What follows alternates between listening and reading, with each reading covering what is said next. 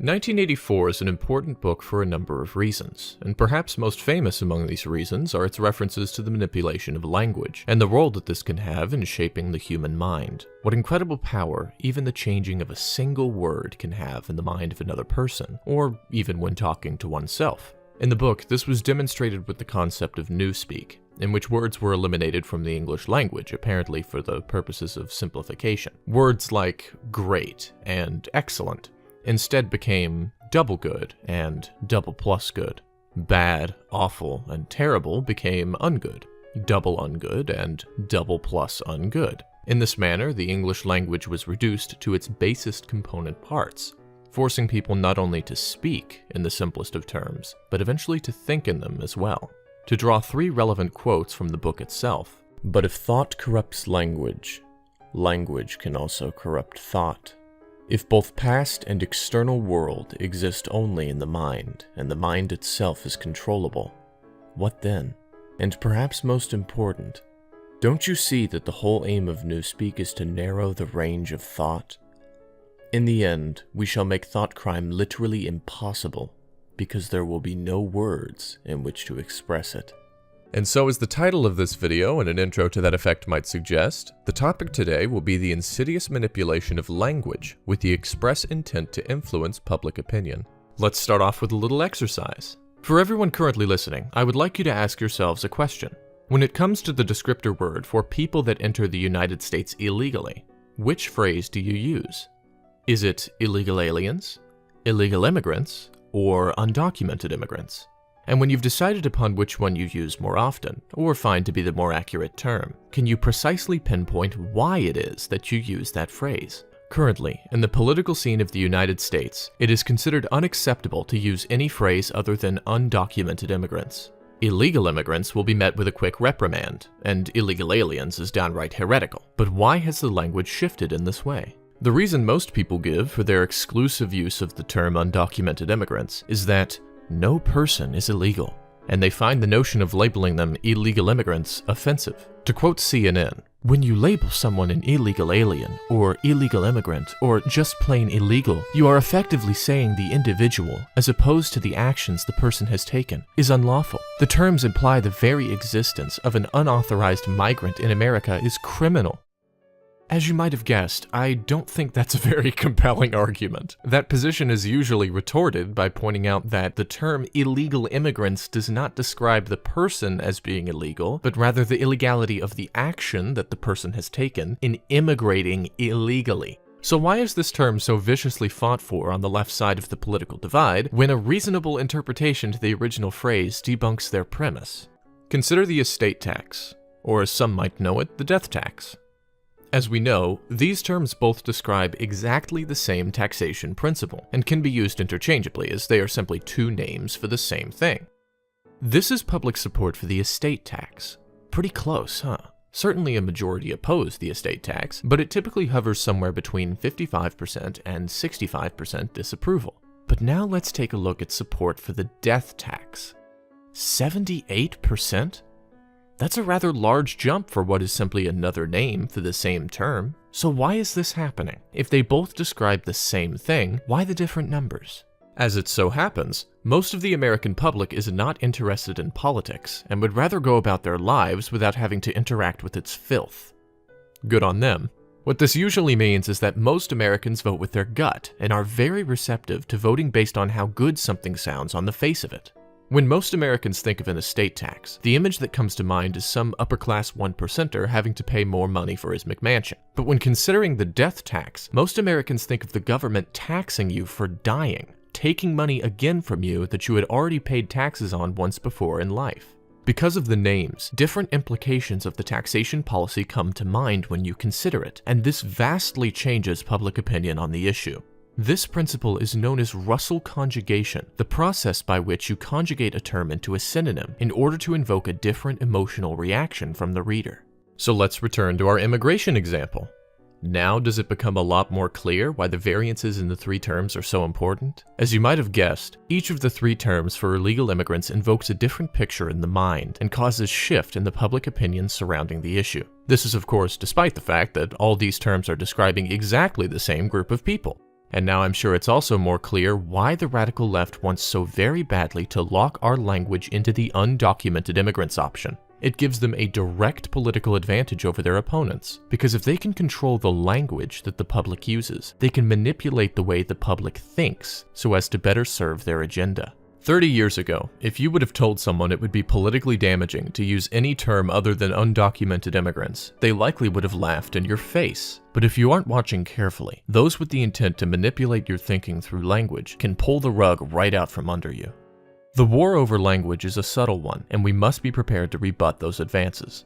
Language police disguise their actions as altruistic, of preventing offense or promoting the common good. But make sure you look at the political opinions surrounding a word change advocated by such people. More often than not, their true motivations are hidden, sometimes even from themselves.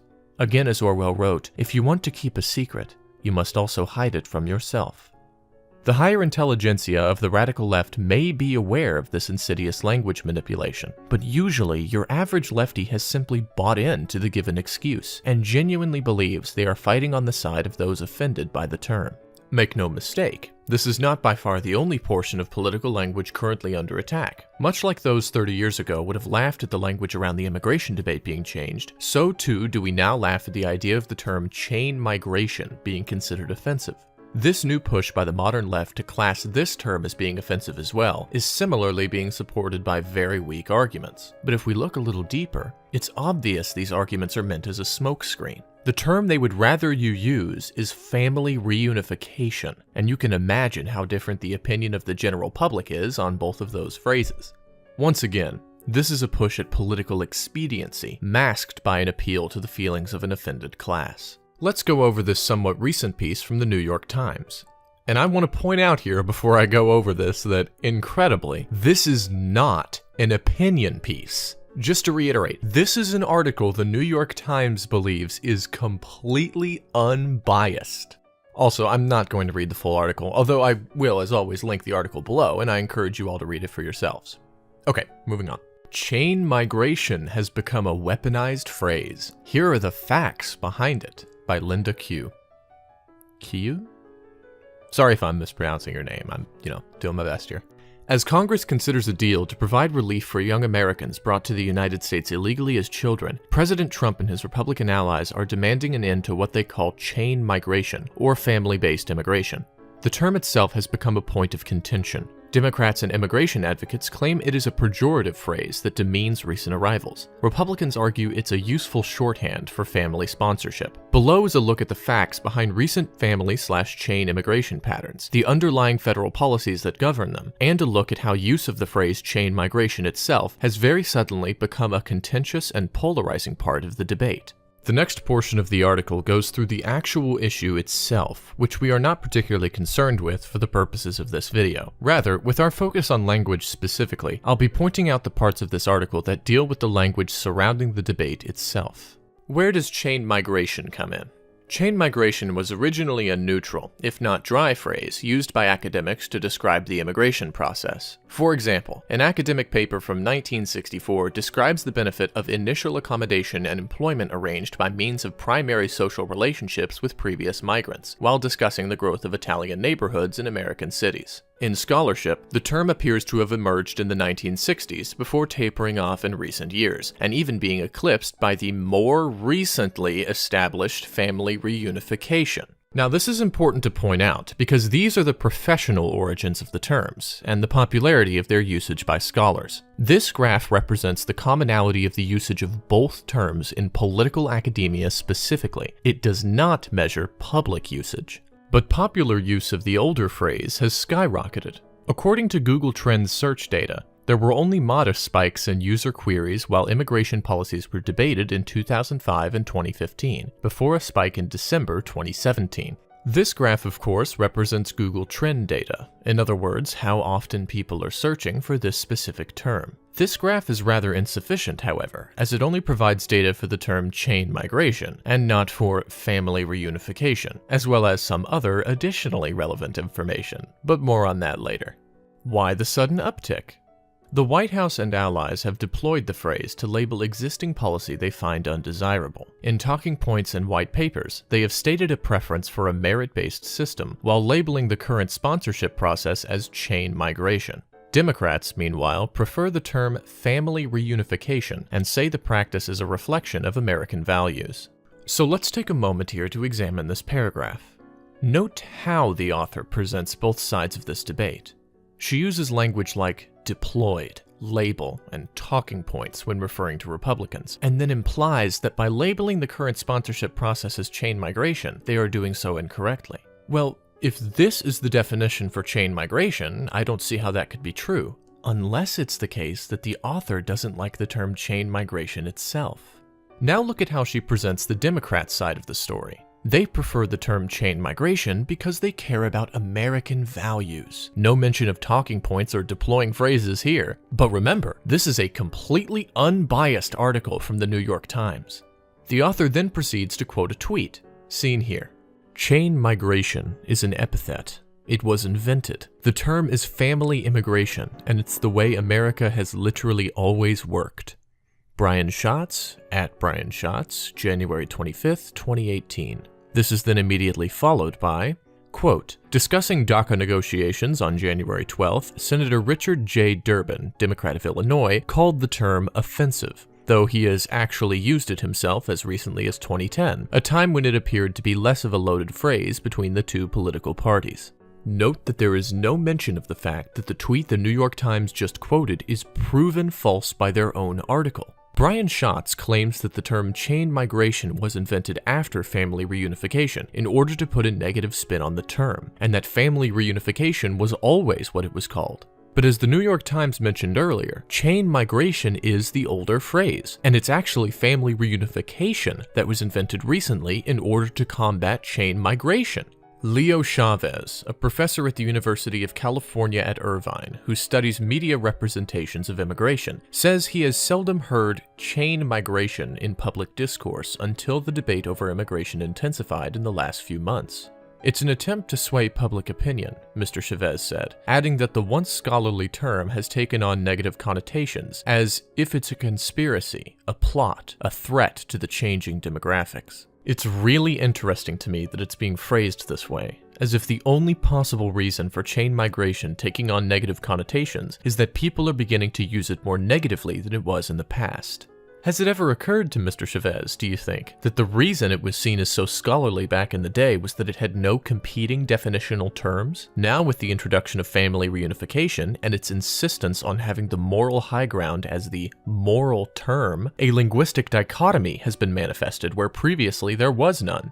But of course that couldn't possibly be the reason the term has begun to shift in meaning. Surely it's just all those big bad meanies that are now using the meanie term instead of our approved nice term. I love Chavez's insistence that this is an attempt to sway public opinion as well, given that that's exactly what they are trying to do with family reunification. Classic projection. I'm sure that's how they justify the family reunification tactic as well. It's okay because our enemies are doing it. It's not unlike Anchor Baby, the Browning of America, or even Dreamers on the flip side, Mr. Chavez said. Such phrases have become more common in the ongoing debate about how you talk about who are citizens, who are members of the nation, and who can become Americans. It's never a settled question. It hasn't been for 200 years, and it isn't now. Not settled until we finally get to the term you would rather us all be forced to use, you mean? Well, this has been an interesting article, but I think we should take a closer look at the data surrounding this term ourselves, and maybe puzzle out why the New York Times might have left the family reunification stats out of their little graph. This here is a graph of the usage of the two terms chain migration and family reunification across the United States from the past 5 years. You'll note the spikes in the usage of chain migration around the times the original New York Times article specified, as well as the very large spike recently. Well, everything seems to be in order. Chain migration and family reunification are rather neck and neck, with chain migration coming out on top slightly more often until the large spike recently. Oh, but what's this? Some more demographically relevant information that the New York Times probably wanted to ignore? Let's take a look-see. So this top picture displays searches for chain migration by state, and this bottom picture displays the searches for family reunification by state. As you can see, one appears to be a lot more filled out than the other, indicating much more widespread usage. So how could the two terms be so close in sheer volume of searches then? Population. Look at the states that typically search for family reunification.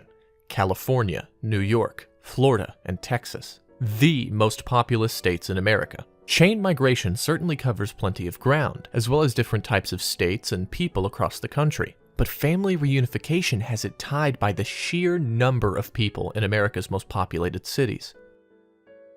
You know, in fact, these pictures are starting to look really familiar for some reason. But something still bothers me about that article. How did the author put it? The White House and allies have deployed the phrase to label existing policy they find undesirable. Interesting. And again, what did the author say about the other side? Democrats, meanwhile, prefer the term family reunification and say that the practice is a reflection of American values. Okay, so let's get this straight. The right is deploying the use of carefully structured phrases in order to manipulate the thinking of the general public, where the left is simply concerned with the preservation of American values. You know what would be really funny? If there were a leftist organization built exclusively for the deployment of carefully structured phrases intended to manipulate the thinking of the general public. Wouldn't that be interesting? Yeah, you can guess what I found. This is the Ministry of Truth. The Frameworks Institute. And with a name like Frameworks Institute, you can probably guess what they do. Their goal is to advise the media, as well as anyone wanting to push specific policies, on how to frame their speech and deploy their words in such a way as to manipulate the thinking of the general public and give them an advantage. But don't take my word for it. Let's read a couple of the front pages of PDFs I found on their website before I delve into them in a little more detail. Don't stay on message. What 8,000 respondents say about using strategic framing to move the public discourse on immigration. Words that change minds. Frameworks Institute helps nonprofits rethink their messages to simplify complicated ideas, move issues through Congress, and influence public opinion. Helping immigration experts change the public conversation. Still not convinced? Well, let's dive on into one of their PDFs then, so you can see how this works. I'm going to be reading one of their PDFs practically wholesale. A PDF which I'd like to repeat is owned by the Frameworks Institute and is here being used for the purpose of criticism and commentary under the Fair Use Doctrine. Talking points. Making the case for comprehensive immigration reform. The following talking points demonstrate how to use research-tested frame elements to craft messages that help the public to think more productively about comprehensive immigration reform. These frame elements include the values of moral argument, pragmatism, and prosperity, the explanatory metaphor sale, and the combination of these elements in a shared prosperity narrative. These talking points can be used flexibly as a source of themes for longer written pieces, as short responses in media interviews or public appearances, or as setups to pre-frame a conversation on specific policy or program proposals. Each pulls from rigorously tested messages that have been shown to expand and shift public thinking on comprehensive reform. They need not be used word for word, but when adapting, communicators should take care to maintain the core frame elements in each and be cautious of the communications environment in which the discussion is taking place. For this reason, in this document, some talking points overlap. The repetition here illustrates how to use the same frame element in different ways. Lead off with a moral argument. Our immigration policies should treat everyone with the compassion they deserve as human beings. No matter where we were born, we are all people, and our immigration laws should recognize this. For example, our country should not separate immigrant parents from their children and should not put up barriers to college for immigrant students. Treating all people with compassion should guide our actions as we set out to improve our immigration system. Pivot to pragmatism to undermine frequently recited anti-immigration messages. We need a common-sense, practical approach to immigration reform. This kind of approach is possible when we carefully consider all possible ideas and then take action on those ideas that have the best chance of improving our country. It would be impractical and costly to send all the people who are in the country without documentation back to their country of origin. Rather than adopting extreme and impossible measures, lawmakers should use common sense as they craft policies to improve our immigration system. Appealing to a shared prosperity narrative is another effective part of a pro-reform strategy. Prosperity as a value statement can build support for clear economic policies, e.g., reforming an employment-based visa system to respond to labor shortages. Prosperity.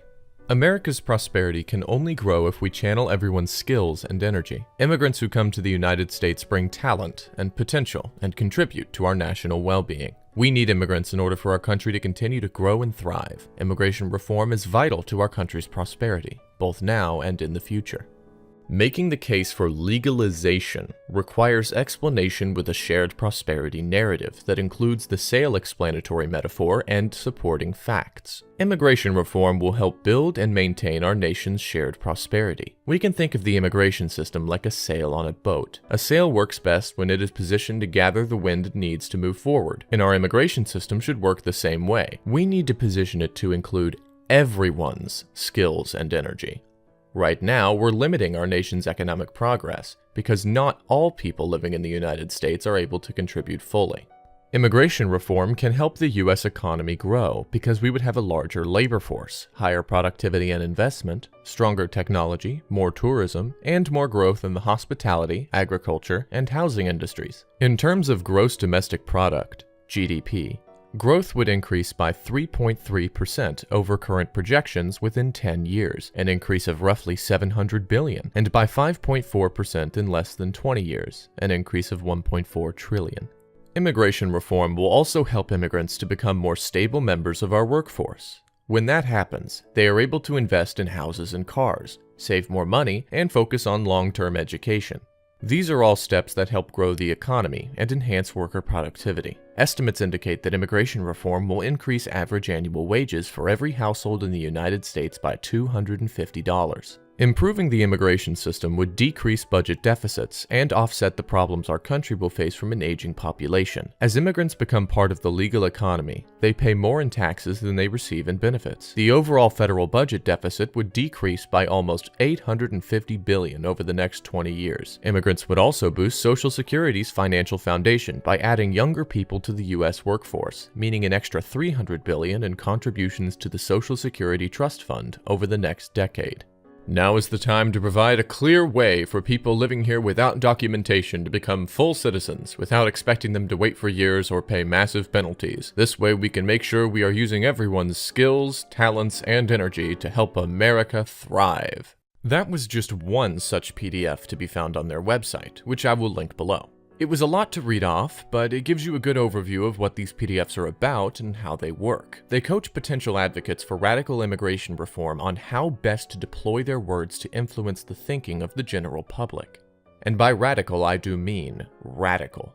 Did you notice that the PDF I just read off was advocating for complete citizenship for absolutely all illegal immigrants in the United States? How about that it never specified this only applying to current illegal immigrants? Could you even tell that it was an argument for completely open borders, for a granting of citizenship for absolutely any person that wants to come to the United States for absolutely any reason? If you didn't catch it, don't worry.